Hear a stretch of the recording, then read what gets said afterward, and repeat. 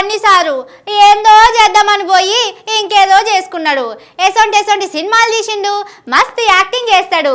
మొన్ననే పుష్ప సినిమా తీస్తే ఎంత పెద్ద హిట్ కొట్టింది. సినిమాలన్నీ హిట్లు కొడుతున్నాయి. రాజకీయంలో సుతం హిట్ కొడదామని అనుకున్నట్టున్నాడు పాపం. కానీ అంతా ఉల్టా పల్టా అయింది.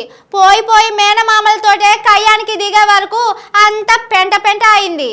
మన పవన్ కళ్యాణ్ సారు ఈ తాపకు బామ్మర్దింటికి దారేదనే సినిమా తీయాల్సి వచ్చేటట్టే కొడుతున్నదుల్లా. అప్పట్లో అత్తారింటికి దారేది సినిమా తీసి అత్తను ఇంటికి తీసుకొచ్చిండు. ఇప్పుడు కొత్త సినిమా తీసి అన్న చిరంజీవిని అలా బామ్మర్ది అల్లు అరవింద్ను కలపాల్సి వచ్చేటట్టున్నది.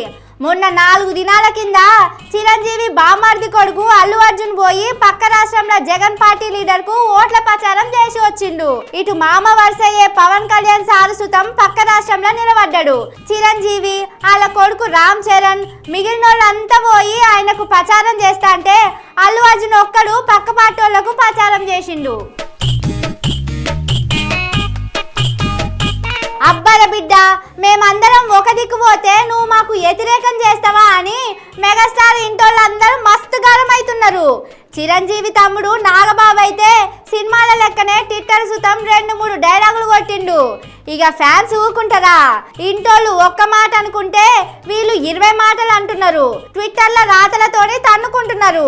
మరి సన్నాఫ్ సత్యమూర్తి లెక్క నాయనను ఖుషి చేద్దాం అనుకున్నాడో లేకపోతే రేసుగురం సినిమాల లెక్క మామకు సినిమా చూపిద్దాం అనుకున్నాడో గాని అంత గాయ అవుతున్నది.